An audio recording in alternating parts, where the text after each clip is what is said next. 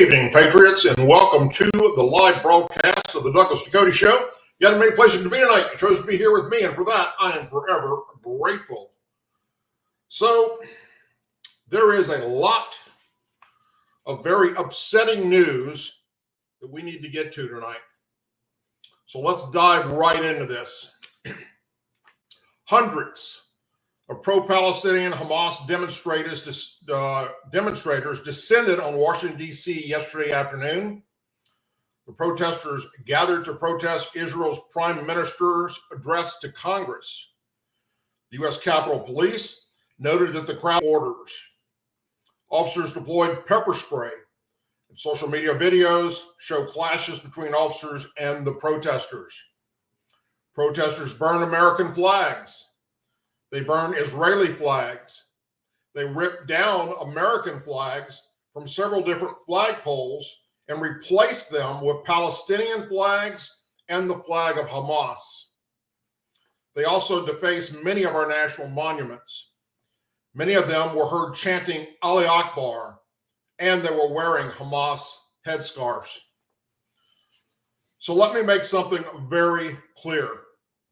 Where I and 99% of every U.S. military veteran, every law enforcement veteran, 99.9% of every American citizen, as well as our current military members and current law enforcement officers, who, by the way, are unable to share their thoughts publicly for fear of being fired, stand on these protests we have been watching take place across America, to include college campuses and now Washington, since Israel was violently attacked by Hamas. Any of these people who do this are no longer considered protesters. They are considered Hamas terrorists and should be treated as such. You spray paint our national monuments with Hamas graffiti, you are a terrorist and should be treated as such. You remove American flags from poles that are on federal, state, or city property and replace them with Palestinian or Hamas flags, you are a terrorist and should be treated as such. You burn American flags while chanting Ali Akbar, you are a terrorist and should be treated as such. It is past time that we stop allowing these parasites to get a free pass under the rules of freedom of speech. Peaceful protesting is covered under our Constitution. What these people are doing is not. Every one of these scumbags need to be treated for what they are, terrorists. And they are a real threat to our democracy. Anyone who supports these terrorists and what they're doing, such as Congresswoman Alihan Omar, Rashid Tlaib, AOC, Jamal Bowman, and these Hollywood liberals like Susan Sarandon, who was also there, should also be treated as terrorists. Because if you support terrorists, then you are a terrorist, plain and simple. The people of Palestine used to have our sympathy when it comes to things such as medical and food needs. But what we are seeing now, that this war has been going on between Israel and Hamas, is today's Palestinian support of Hamas, which makes them terrorists. So fuck anyone who supports this cause, period. You are a damn terrorist. And our Department of Justice and our FBI need to get off their ass and take action against them.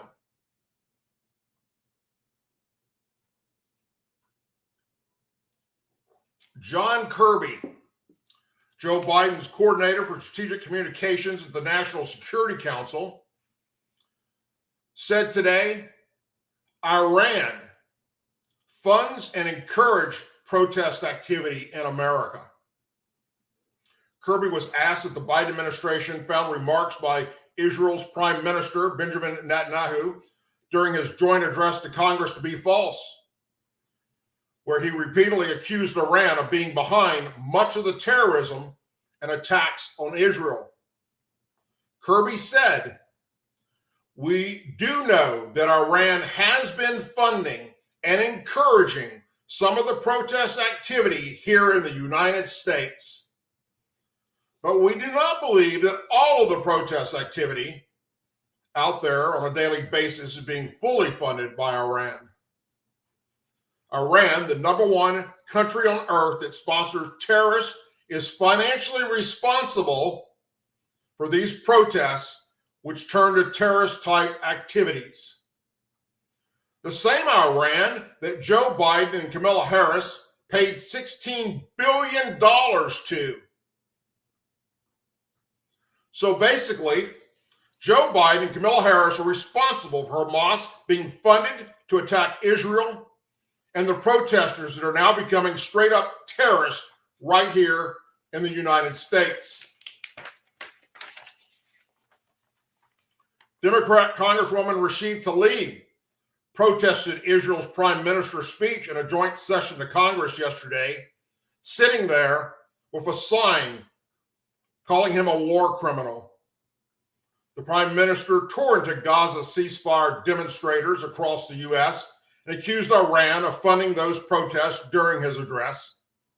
While many have praised him for his leadership and for his speech to Americans, not all politicians were happy to see him, with several Democrats skipping the event altogether because, they support Hamas terrorists.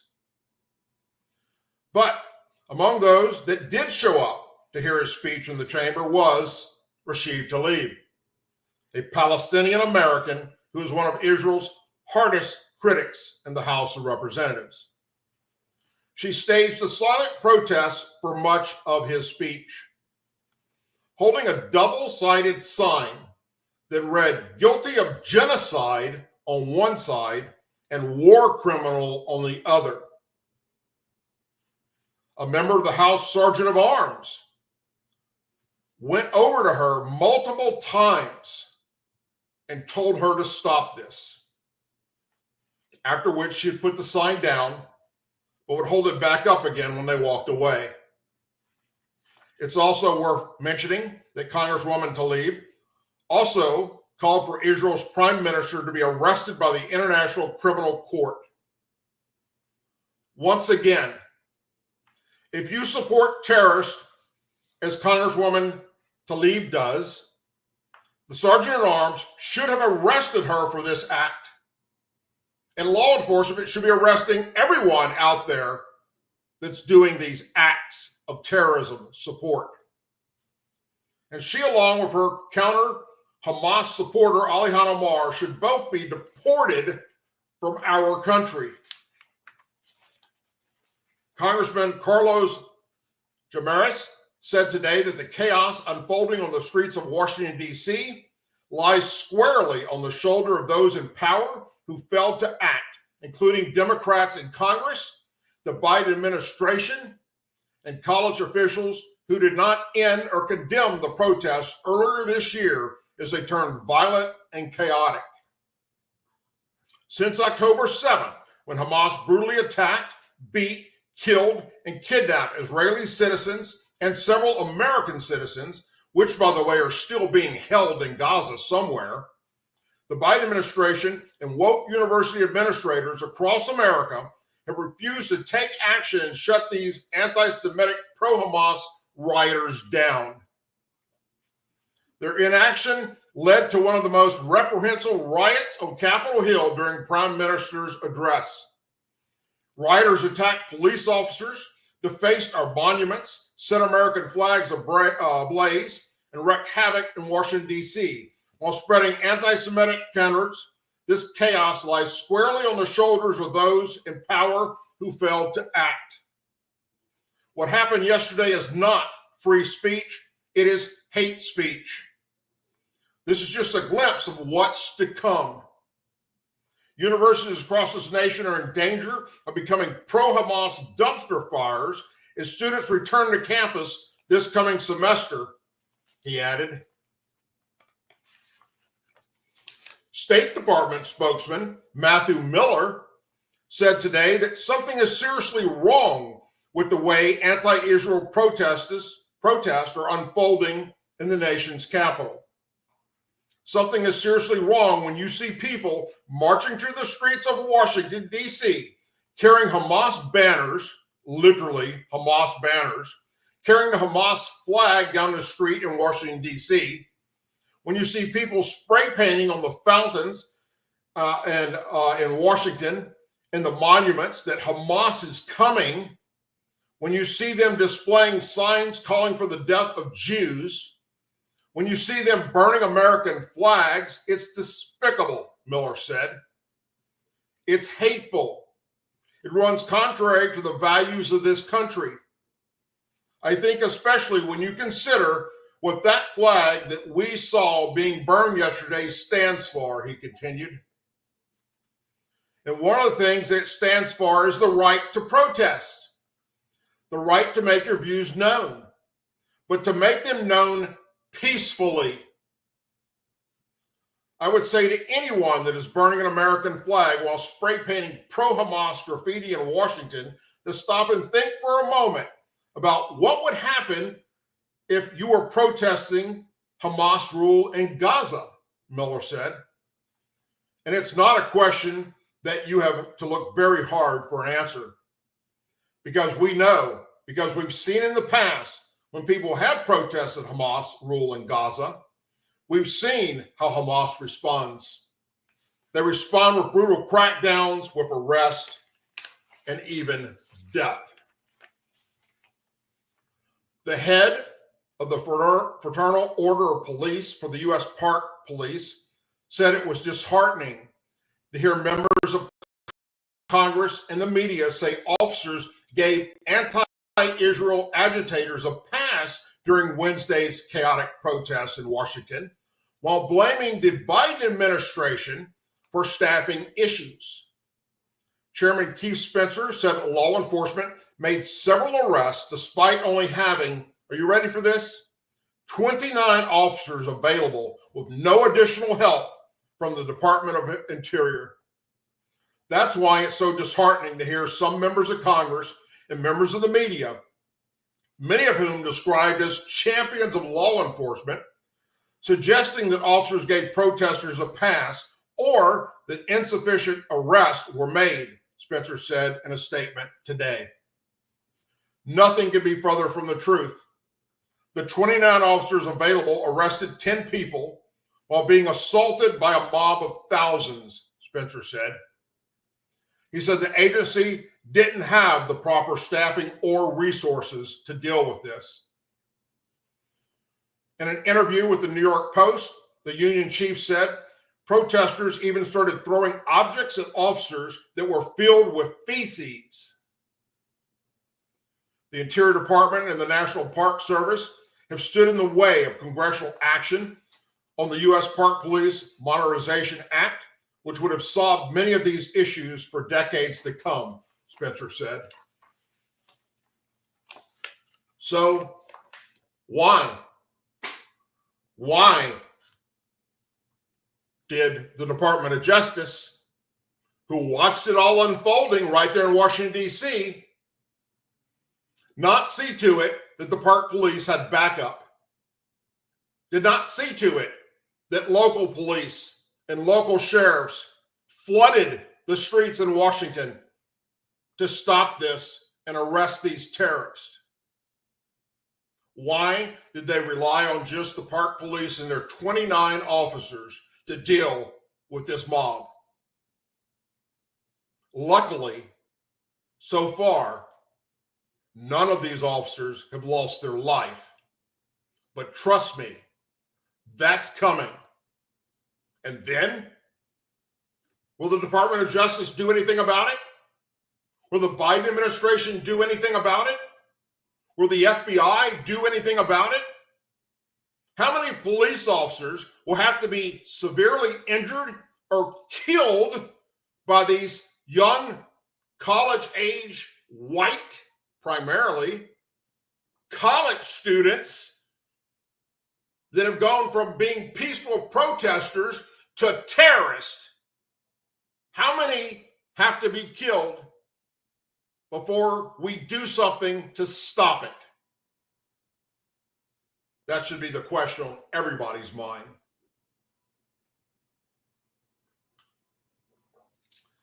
Vice President Kamala Harris finally released a statement condemning anti-Israeli riots that disturbed Washington, D.C. yesterday, and is still going on as I speak. The statement, though, came only after Trump and Vice President, presidential nominee J.D. Vance criticized Harris on social media for failing to acknowledge the riot. Anti-American and pro-Hamas rioters burned the American flag in front of the U.S. Capitol, and the woman who wants to be president is still refusing to condemn them, Vance said on X, formerly Twitter. The presumptive Democrat presidential nominee then, and only then, released a statement today, nearly 24 hours after the violent protests against the visiting Israeli prime minister began. Yesterday at Union Station in Washington, D.C., we saw despicable acts by unpatriotic protesters and dangerous hate-fueled rhetoric, Harris said. So let me stop you right there, madam. They're not protesters. They're fucking terrorists, you imbecile. I condemn any individual associated with the brutal terrorist organization Hamas, which has vowed to annihilate the state of Israel and kill Jews, she said in her statement. Anti-Israel demonstrators descended on Washington, D.C. on Wednesday as the prime minister's address to Congress, and has seen it quickly turn chaotic.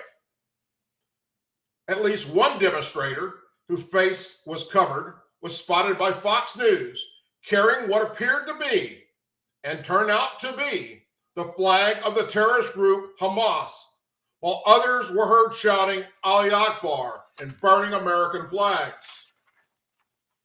At Union Station, agitators burned an American flag and vandalized several monuments and statues, spray painting "Hamas is coming." Rioters also took down American flags and replaced them with Palestinian flags and Hamas flags. Pro-Hamas graffiti and rhetoric is inherent, and we must not tolerate it in our nation, Harris wrote. Harris said in her statement, "I condemn the burning of the American flag. That flag is a symbol of our highest ideas and as a nation and represents the promise of America. It should never be burned in that way. I support the right to peaceful protest, but let's be clear, anti-Semitism, hate, and violence of any kind has no place in our nation," the vice president concluded. I'm so fucking pissed off at this shit. Why are we allowing this to happen, FBI Director Christopher Wray? Why are we allowing this to happen, Department of Justice? Kamala Harris, you're the vice president wanting to become the president of the United States. Why haven't you turned to Joe Biden and said, "What the fuck, over"? Because you're just as weak as he is. You're only as strong as your weakest link. And man, do we have some weak links in Washington, D.C. and in this current administration.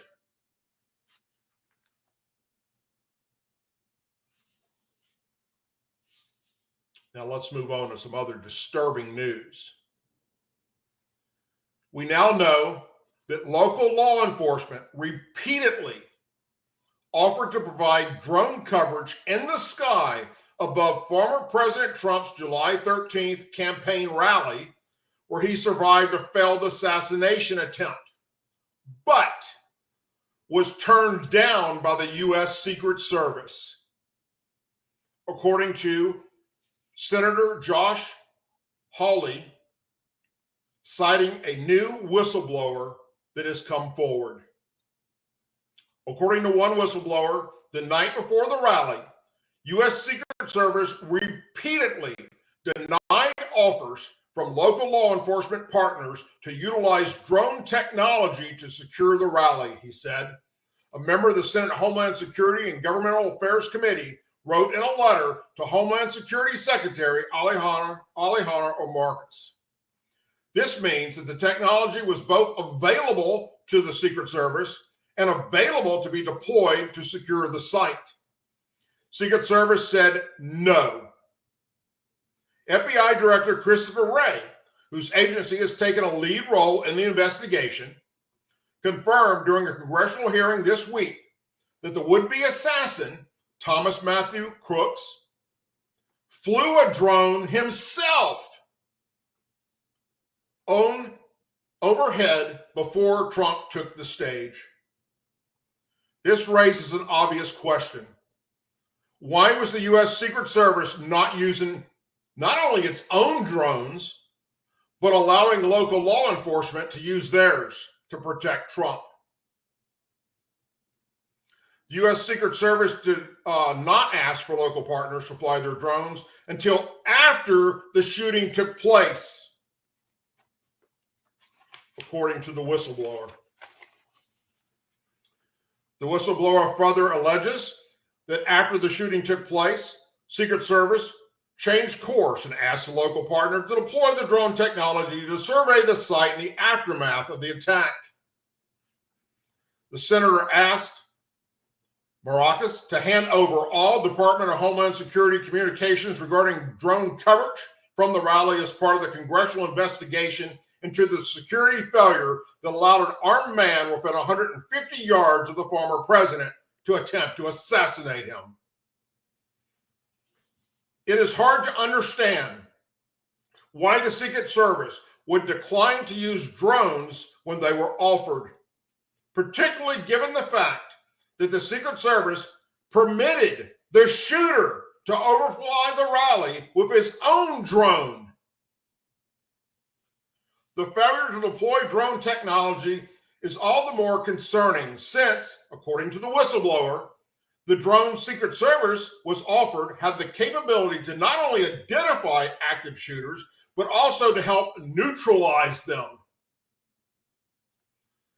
Other whistleblowers from law enforcement that were there that had come forward offered details about the event, including an explanation to why the rooftop Crooks' access before opening fire had been unmanned by a Secret Service agent. The officer assigned to the rooftop abandoned it because, are you ready for this? It was too hot outside.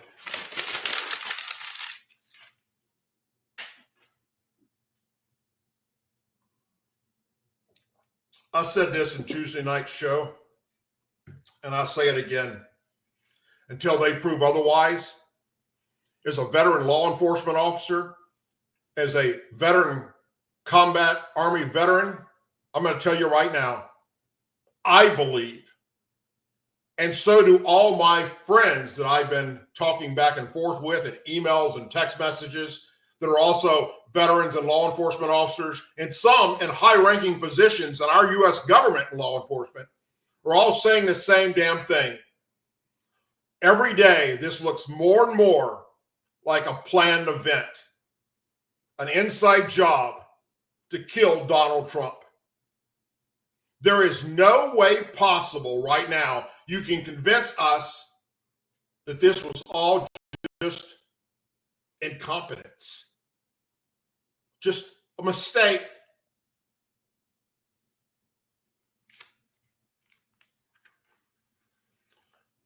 Vice President Harris' record of backing a bail fund for Black Lives Matter convicted protesters is at the forefront of law enforcement's mind as she attempts to paint herself as a law and order candidate. Let's be clear about something. If Kamala Harris becomes the next president of the United States, she will be an unimaginable disaster for public safety in this country. Joe Gondelli the national vice president for the Federal Order of Police and an active Houston Police Department lieutenant, said to Fox News Digital. She has loudly and proudly supported bail reform that has been donated and encouraged other people to donate to a fund that helped get murderers, rapists, people who were shooting people in the streets out on bail. We're not talking about helping bail out the mom who stole a candy bar from the store to help feed her kids. We're talking about violent criminals. He said bail reform has not worked in any urban community in this country. It is what has led to 16 American cities experiencing the highest murder rate in record history back in the 20 to 2021 era, he said, and continuing today. And we're still living with the fallout of that. Over the last 3 years in the United States, we've averaged over 20,000 homicides a year. We haven't seen those numbers since the mid-1990s. But if you listen to Joe Biden and you listen to this administration, they will tell you that, oh, violent crime is down. And now we're going to have Vice President Harris, who is the presumptive nominee at this point, is going to run on a platform or supporting bail reform after seeing the horrific consequences we've seen in urban communities. Joseph Impractic, a New York Police Department detective and founder of Blue Lives Matter in New York City, told Fox News Digital that America needs a president who will put the bad guys behind bars. America needs a leader that's going to keep bad guys behind bars. And unfortunately, Kamala Harris hasn't done that, he said. Well, let me just interject something there. She did in California when she saw to it that black people that were arrested for marijuana served prison time. It was proven during the riots by international bailing out the bad guys. This isn't a Democrat or Republican issue. This is a humanitarian issue, he said. This is an accountability issue. After more than a dozen years as San Francisco's district attorney and then as California's attorney general, Harris's track record included a mix of soft-on-crime policies and progressive discrimination. But unfortunately, we've seen over the last couple of years pandering to the left, pandering to activists. She turned the corner. She's not the prosecutor that we once knew. And now she's allowing bad guys to not only stay out of jail, but she's helping them to get out of jail, which is causing the problem. Charles Curley Stimson, a senior legal fellow at the Heritage Foundation and former prosecutor, said that Harris used the exact same language as Representative Ilhan Omar, Rashid Tlaib, Senator Bernie Sanders, when they previously called for the defunding of police in the wake of the George Floyd death after being detained by Minneapolis police in 2020. I know the language of the right and the left, he said, and this is Exhibit A and a dog whistle to the left. So the reason that the media is now fawning over all of her and trying to protect her and calling her the cop candidate is because they're engaged in projection, he said. She's anti-cop. Stimson said that when politicians and prosecutors say that they want to reimagine the criminal justice system, they are pro-criminal. He said, pro-criminal. That's what it means. They want to see a reimagine of how we deal with them. The George Kansas, the Larry Kranzer, the Alvin Braggs, the Kim Foxes have enacted their policies as district attorneys. They refuse to prosecute all misdemeanors. They watered down felonies to misdemeanors. They don't send violent juveniles to adult court. And the list goes on and on. Stimson pointed to Harris's applause of Los Angeles defunding the police department by $150 million under the leadership of then Mayor Eric Garcetti. When she applauded, those are her words, not mine. Garcetti and other police departments taking $150 million from the LAPD, a huge chunk of money, and sprinkling it. That is defenses, he said. So we have to apply common sense and logic to this. Taking $150 million away, and you're basically doing what? Defunding it. Harris, a prominent opponent of the cash bail system during her previous presidential campaign, promoted the Minnesota Freedom Fund back in June of 2020 to help bail out Black Lives Matter rioters and Antifa rioters.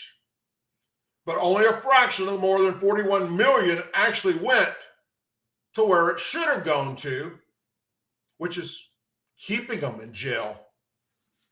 Minneapolis station Fox 9 reported that the fund spent hundreds of thousands of dollars to free an alleged knife murderer and a convicted rapist who is facing charges of sexual assault and kidnapping, among others. Another criminal, George Howard, age 48, also reaped the benefits of the fund. He was involved in a road rage altercation on Interstate 94 entrance ramp before he shot another driver, according to Minneapolis police. Weeks after bailing out on domestic assault charges, the Minnesota Freedom Fund admitted to its role in putting Howard back on the street. We are aware of reports of the tragic and fatal shooting in Minneapolis earlier this week involving George Howard, an individual the Minnesota Freedom Fund had previously provided with bail support, the group wrote on a social media post. They believe that every individual who has been arrested by law enforcement is innocent until proven guilty. And if a judge deems them eligible for bail, they should not have to wait in jail simply because they don't have the same income or access to resources as others. Well, let me explain something to you. If they're in jail because they murdered someone or they raped a woman or a child, fuck them in their bail if they can't afford it. Let them sit their ass in prison in a jail cell until their day in court. We just talked about two people that had previous arrest for hurting people and killing people, who then get let out by this Reform Act that Kamala Harris sponsored to go out and then kill more people.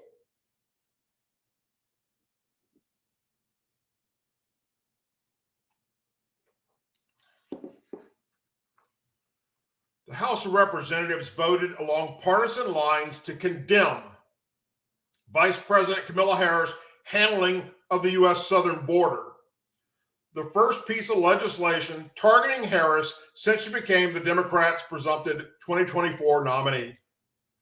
6 Democrats, shock here, joined all Republicans in voting for the measure, which passed 220 to 196. The House Democrats, who actually voted with the Republicans and have a set of balls, are Representative Gerald Golden, Democrat, Maine; Marie Gluckstamp Perez, Democrat, Washington; Mary Potolta, Democrat, Alaska; Henry Kohler, Democrat, Texas; Don Davis, Democrat, North Carolina; and Yadira Cabrero, Democrat, Colorado. For years, Republicans have accused Harris of failing her job as a border czar after President Biden handed her task of migrating the root causes of illegal immigration in 2021 and finding a way to stop it. It's quickly becoming the cornerstone of GOP-led attacks against Harris as she gears up for an expected head-to-head race with former President Trump. But the 6 moderate Democrats who voted to condemn Harris amount to a scathing rebuke of their party's likely presidential candidate, despite dozens of left-wing lawmakers rushing to endorse her. During debate on the bill, House GOP Conference Chair Ellis Stinkvink, Republican, North Carolina, who is leading the effort, accused Harris of overseeing failed and dangerous policies as Joe Biden's border czar that caused the most catastrophic border crisis in our nation's history.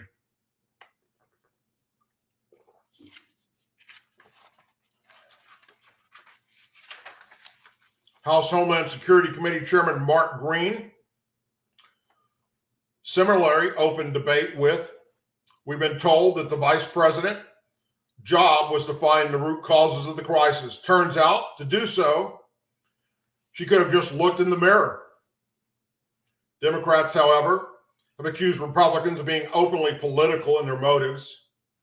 Testing new campaign messages is not a good use of the House time, said Representative Benny Thompson, Democrat in Mississippi, the top Democrat on the Homeland Security Committee. Thompson called the bill a second-rate attempt at election interference, adding, "Perhaps it's also an ethics violation, since my Republican colleagues are blatantly using House resources for campaign purposes." There are idiots in Congress, and then there's this idiot. And like so much other campaign literature, this political resolution is premised of falsehoods and supported by cherry-picked statistics. House Majority Whip Tom Emmer, Republican Minnesota, told Fox News Digital, the mainstream media can try to rewrite history all they want, but the American people know the truth, and our House Republican majority will remind them every day. Kamala Harris is Biden's border czar, and the unprecedented invasion at our border is hers to own.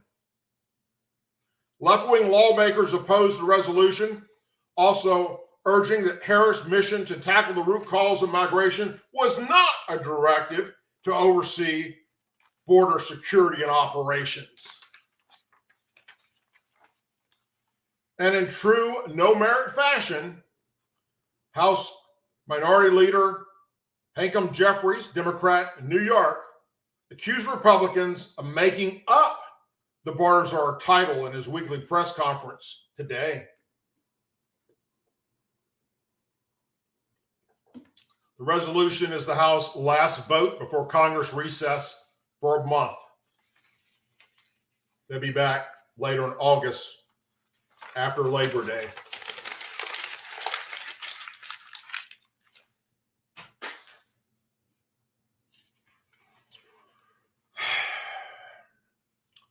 Vice President Kamala Harris has spent the last 3.5 years in Joe Biden's shadow, spinning word salads and pretending to know what she's talking about. Now she's able to read a teleprompter, and as long as she stays on that teleprompter, the average Democrat voter doesn't realize there's a teleprompter there. And they never paid no attention to what she says anyhow in the past. Now think, oh, what a great speaker. Listen to the things she's saying. What word salad? In many ways, she's been an afterthought to them. Someone who rolls their eyes and that we poke fun at. But now that she's in the running for the Democrat presidential nomination, we're obligated to take her more seriously. What actually are Kamala Harris's policies? Well, Glenn Beck delved into this recently to give you an accurate picture of what a presidency under Kamala Harris would look like. I want to share that with you because he's spot on.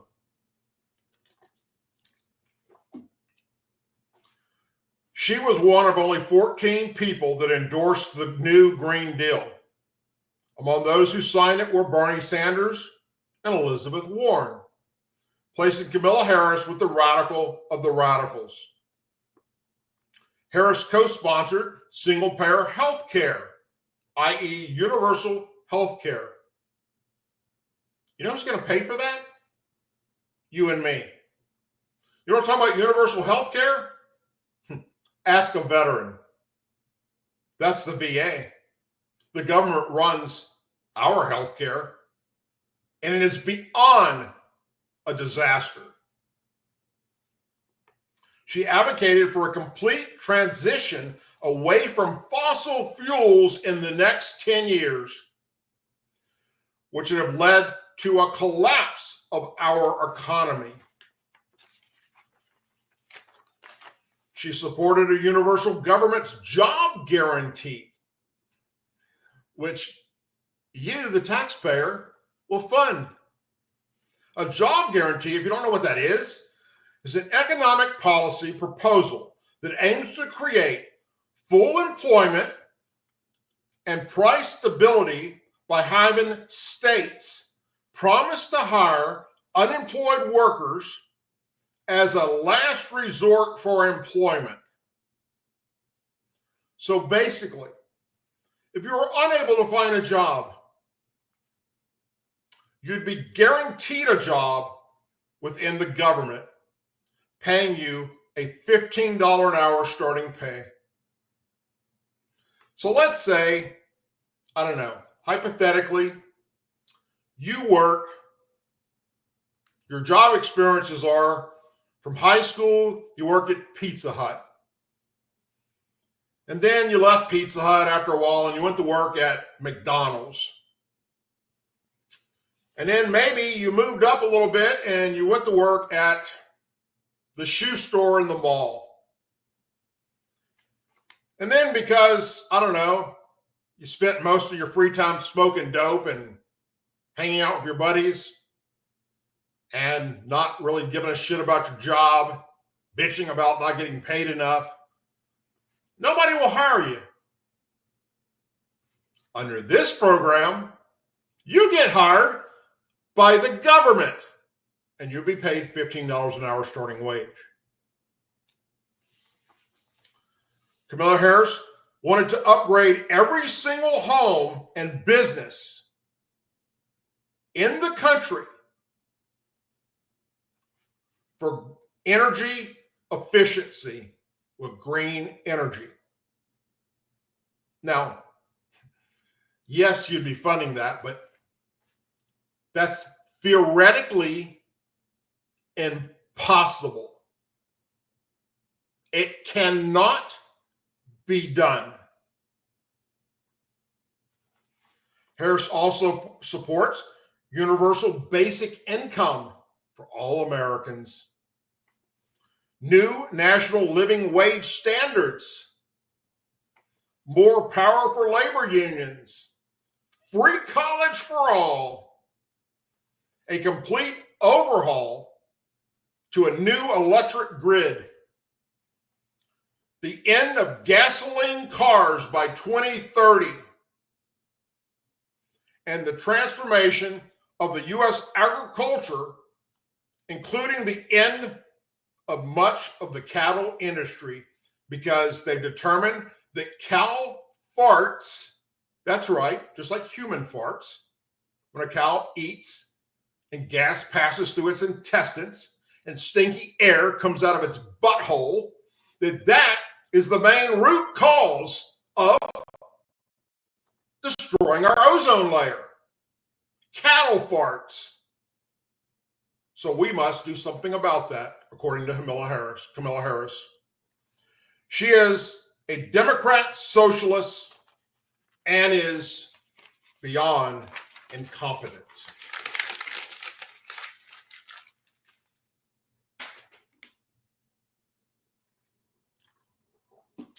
You ever heard of the website GovTrack? GovTrack? I've shared it with you here on this show several times over the years about the statistics they come up with and how damn accurate it was. It's an organization that tracks congressional voting records. Well, it confirmed to Fox News Digital that that organization had removed a 2019 webpage that ranked Kamala Harris as that year's most liberal U.S. senator sometime within the last 2 weeks. The self-described government transparency website scored Harris as the most liberal compared to all senators in 2019, outranking Senators Bernie Sanders and Elizabeth Warren at the time. But the webpage with the ranking, which was widely covered in news reports during the 2020 election, was recently deactivated. The whole website is now gone. The Internet Archive shows the page was deleted sometime between July 10th and July 23rd. Makes you wonder how much money the founder of that website was paid to take it down after Kamala Harris became the Democrat nominee.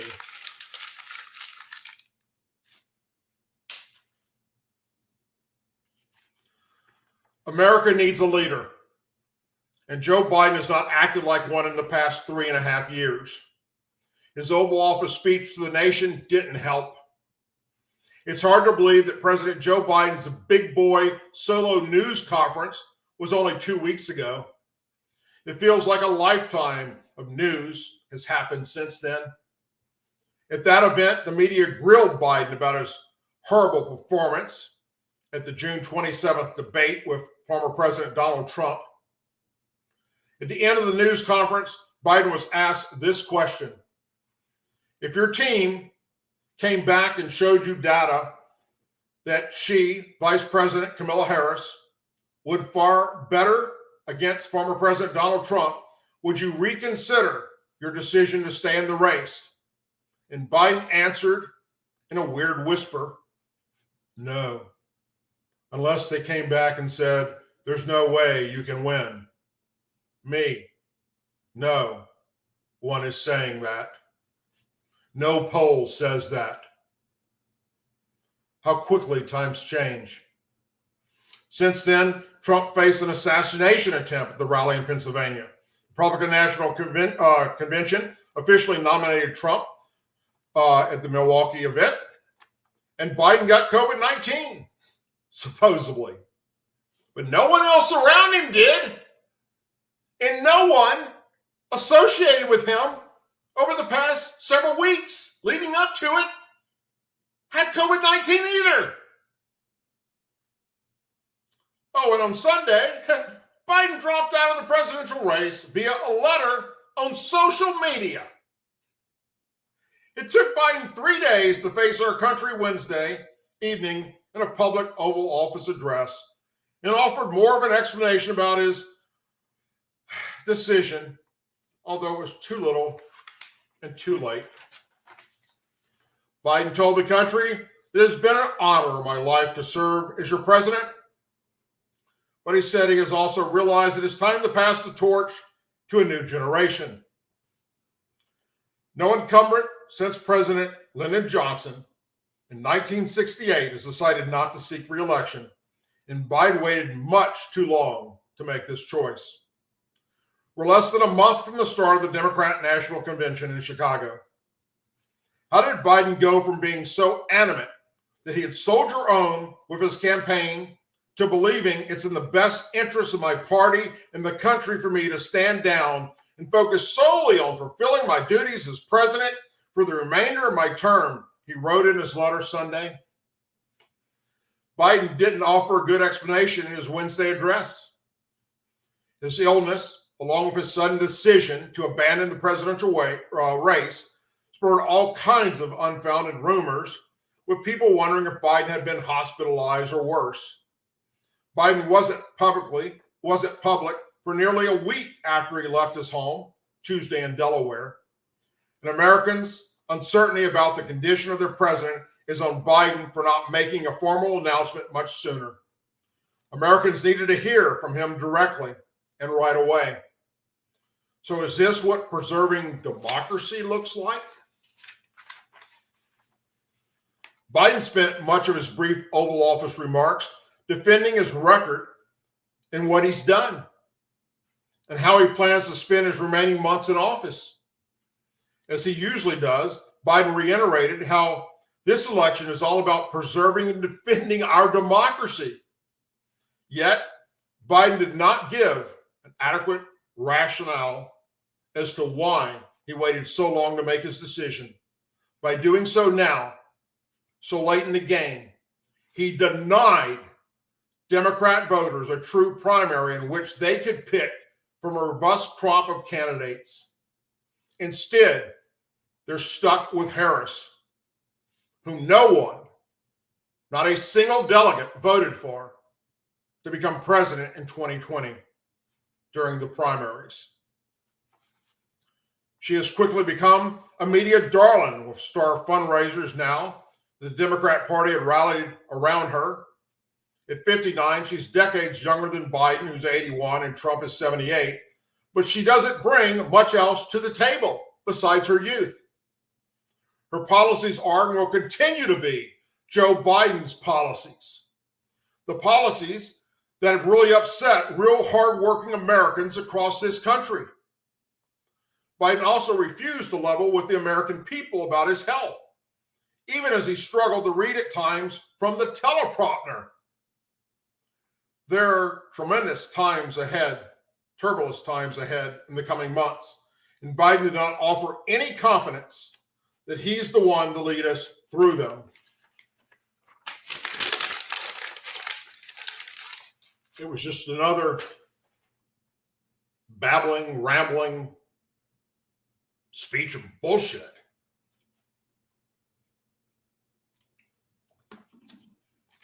Let's fact check some of Biden's primetime address from the Oval Office last night, shall we?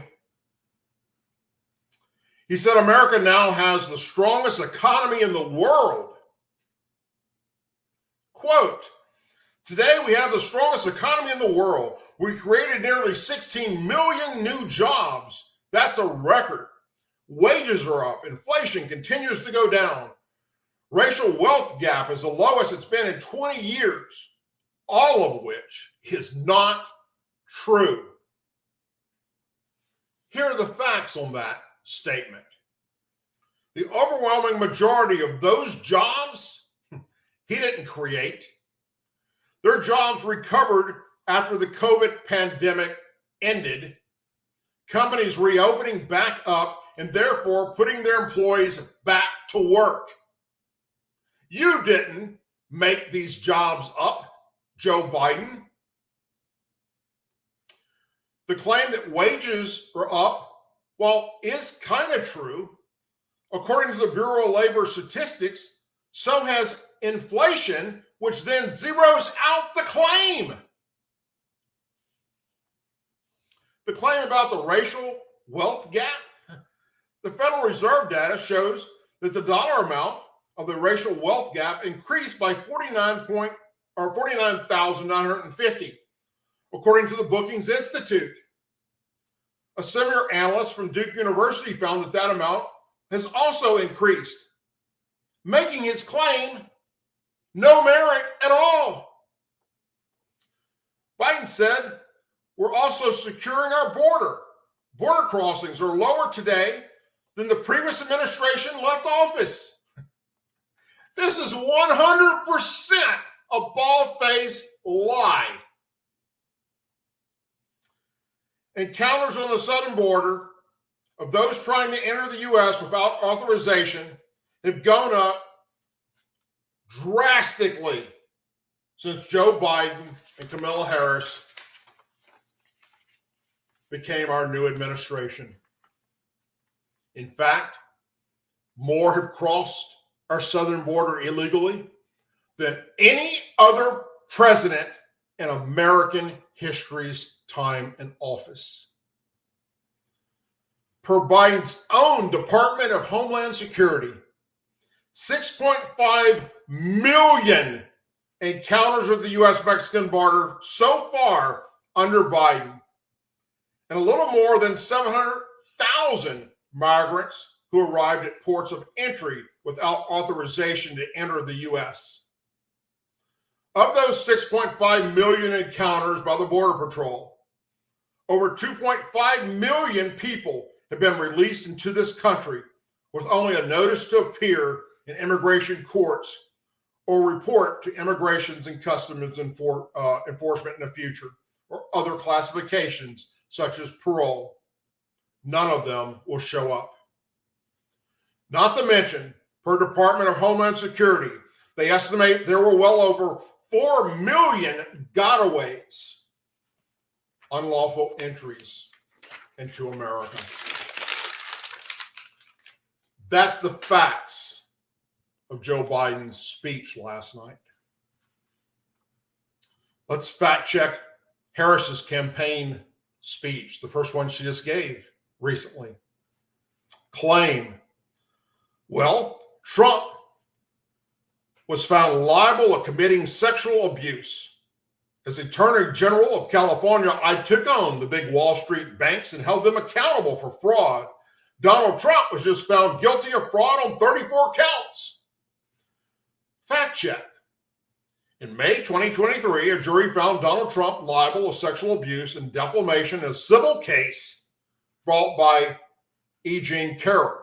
However, as I reported here, and so did many other organizations, no evidence was entered in that courtroom.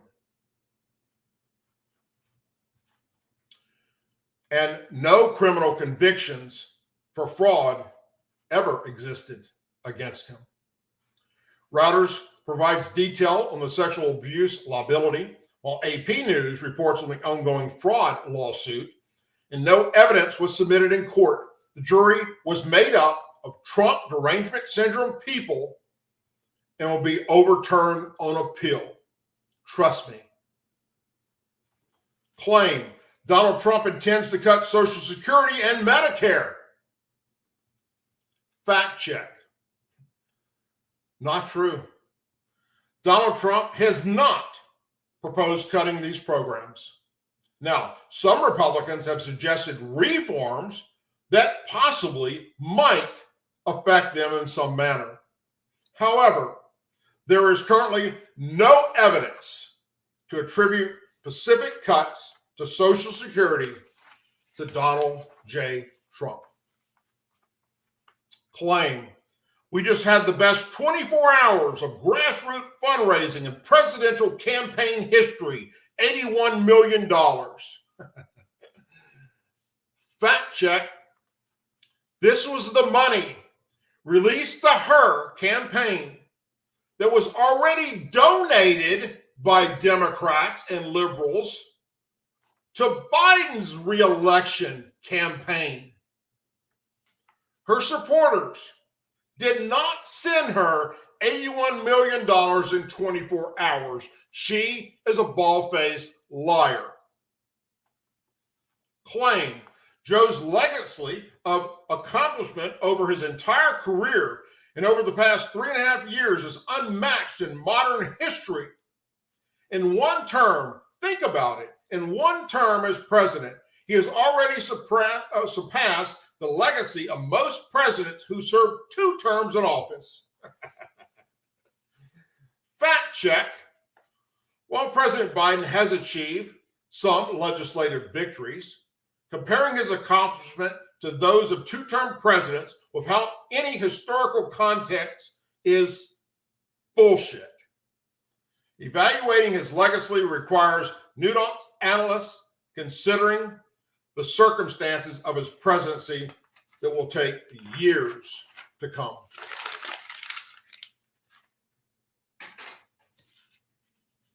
And folks, bear with me. I got one last thing to read to you or share with you. It's already past 9 o'clock, which is when we normally end the show. So if you will, I got one more thing that you need to hear. Today, Vice President Harris used her keynote appearance at the American Federation of Teachers Convention to slam Republican presidential nominee, former President Trump. She said, "Today, we face a choice between two different visions of our nation. One focused on the future, and the other focused on the past. Are we fighting for the future?" Harris said. Harris also railed Project 2025, a group which Trump himself supposedly is involved with, although he has said he isn't. So Project 2025 is a plan to return America to a dark past. Donald Trump and his extreme allies want to take our nation back to failed trickle-down economic policies, back to union busting, back to tax breaks for billionaires. Donald Trump and his allies want to cut Medicare and Social Security, to stop student loan forgiveness for teachers and other public officials and people, Harris said, claiming Republicans even want to eliminate the Department of Education. The vice president attempted to contrast her campaign and that of Trump and Republicans. But she went a step further and said, "If you elect me, we will ban assault weapons." And they, Republicans, want to ban books. Can you imagine? Kamala Harris said. "Bring it on," Harris said in the closing of her address. Share this video far and wide. Share this channel, whether you're watching me on YouTube, on Rumble, at douglasducote.com, on X, at LinkedIn, where we go out live. Let people know the message I'm sharing to you, the American people, as well as the other conservatives and American patriots across social media. They're trying their damnness to get the real truth out there to you, the public in America. It does us no good to sit here and give you this information if you're not turning around and sharing it far and wide on all your social media platforms. That is the only way we're going to get this message out there to hopefully some of these liberal idiots will hear it and fact check us and decide that they've been fooled like sheep and they're being led off the side of a freaking mountain. You had many places you could be tonight. You chose to be here with me, and for that, I'm forever grateful. Thank you very, very much. If something breaks between now and next week for Tuesday night's show, I will do a video about it, or I'll go come live about it. Other than that, I hope whatever you're doing tonight or you're doing this weekend, you're safe and you have a wonderful and joyful time. Make sure your loved ones know how much you care about them and that you love them. And make sure you do everything in your power to spread the truth about this current administration. Hell, send them to me. I'll be happy to educate them. In the description of this show and all my shows and all my videos, you can see all the different places you can follow me on social media. Please go there, follow me. I'll do the same thing to you. That's how we continue to spread this. And then it's up to you to share it across your social media platforms. As always, please say a prayer for our men and women serving in the United States military, our veterans, our law enforcement officers, our first responders, their families, our angel families, our blue and gold star families, and our country. May God bless the United States of America. May God bless each and every one of you. And I will leave you with this. If you do not know what angel families are or blue and gold star families, please Google it, because they need our support more now than ever before. Because this current administration under Joe Biden and Kamala Harris are pissing on the graves of their loved ones, literally. And that is disgraceful beyond belief. Thank you. God bless you. And I'll see you next Tuesday night. Good night, everyone.